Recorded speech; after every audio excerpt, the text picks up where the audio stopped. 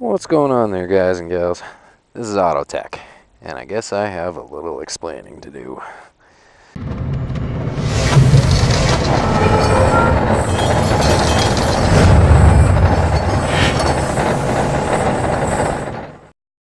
So, why an FJ-09? It's a little out of character. It's not something that, you'd really see me riding. What pushed me to get this bike? Well, I definitely have a few reasons, and there's going to be a couple of mods coming its way to get it ready for those reasons. So I'm just going to kind of break in the tires here, do some figure eights and stuff, and explain why I did what I did. So first thing first, I've put a little bit of miles on it now. I've had a chance to. Apparently I forgot that you gotta put the kickstand up. Oops. Anyways though, so I've had a chance to do a little bit of riding on it, and I definitely enjoy the seating position, the stance on it. The windshield works real nice. The fairings seem to do their job, and so I'm happy with what I did, but there's definitely a couple more modifications I'm gonna have to make to get it ready to do what I want it to do. Just get to it already, am I right? Man, I hate that when I click on a video and I'm expecting them just to get right on the topic, and then they're like, oh man, so I walked my dog, and then I had this for lunch, and then you see what I'm doing here.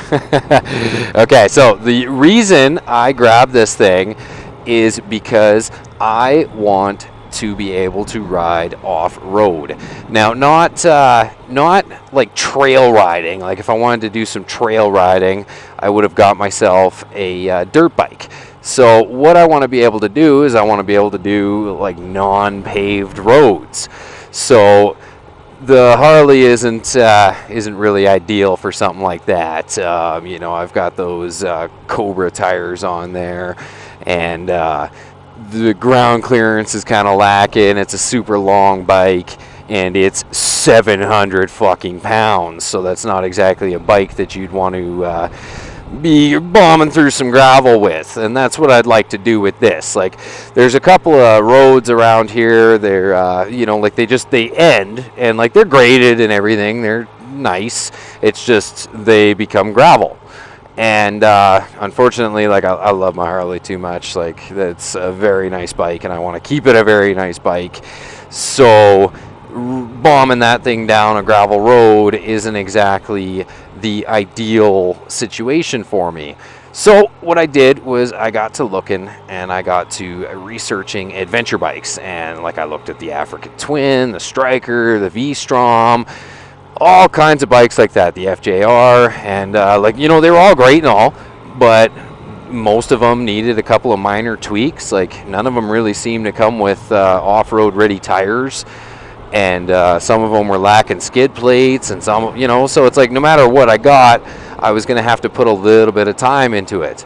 And then, I remember that I really enjoyed the engine, transmission, and quite a few things out of the FZ-09. So what I was thinking was the FJ-09 is more of an adventure style. It's more upright. It's got the protection, but like the other ones, it needs a couple of small tweaks.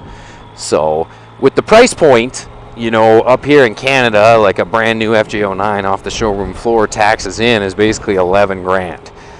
That's 4 grand cheaper than an African Twin. That's like 6 grand cheaper than a V-Strom, and I can't remember what the Striker was, but it was more. So even if I do all the mods I want to do to this thing to make it off-road ready, it's going to come in to be a couple grand cheaper than even the cheapest adventure bike that I found, like the Africa Twin, for example. I got to reading some magazine articles and stuff like that. There's been quite a few people that have actually taken their FJ and made it kind of like off-road ready. And, and again, when I'm using the term off-road, like, I'm not talking about like, Moto X or whatever, going over moguls and backflips and stuff. I'm just talking about off the road, like a forestry road, or what are they I can't remember what else they call them, trunk roads or whatever, where it's a decent road. Like, I would drive my truck down it, no problem. I'd drive a car down it, no problem. It's just, it's gravel and sometimes dirt and stuff like that.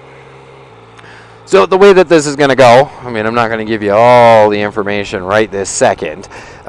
There's going to be a series of modifications done to this bike, some sooner than others.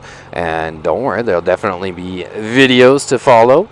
And yeah, so I mean, I think it'll be an interesting build. It'll definitely be like a budget build. And hopefully somebody looking for that type of thing, it might help them out. Or maybe it'll go terribly and it'll be the worst idea I've ever come up with. Then again, I did almost buy a Z125 just to ride it down my alley. So I mean, like, there's a stupid idea. And the only thing that stopped me from doing that was the insurance costs. Boy, you know, I will give this thing, it is a lot lighter and more nimble than my good damn Harley Davidson. And I mean, the Harley couldn't do turns quite like this. I mean, I'd be dragging my heels. Definitely not an issue on this thing. But then again, I mean, I didn't get it for racing, so the knee drag isn't the ideal thing. It mainly comes down to the seating position. Yeah, my triceps are getting tired from doing that, from the pushing back and forth and pulling. So I'm just going to ride back and forth a few times. This whole coming to an abandoned parking lot and doing all the tire scrubbing stuff, that's not something I usually do. I was just, I was kind of bored this evening, and I was cruising around town, and I was like, yeah, whatever, let's just go here, goof around, try it out and whatnot. Every once in a while on the Harley and stuff, though, I do swing by the parking lot at the mall near my house and practice my slow speeds and whatnot, because there's nothing more embarrassing than someone with no riding skills at low speeds, and you see them hanging their feet out and whatnot. So this is kind of cool. Stand up and whatnot. All I need now is a throttle lock, and then I can do the Jesus pose. So, you know what, guys and gals? Hopefully that answered some questions, gave some insight to what is going to end up happening with this thing and why I got it. I'm definitely excited to get going on it. Got some stuff on order, and yeah, I'm looking forward to making those videos. I definitely enjoy doing the how-tos. Maybe it's because I do it all day at work or something, so I feel like I'm okay at doing it. But yeah, you know, let me know what you think of the new bike. Let me know if you have any cool suggestions, stuff that you've come across for making something like this a little bit more off-road ready, or, you know, on gravel ready or whatever.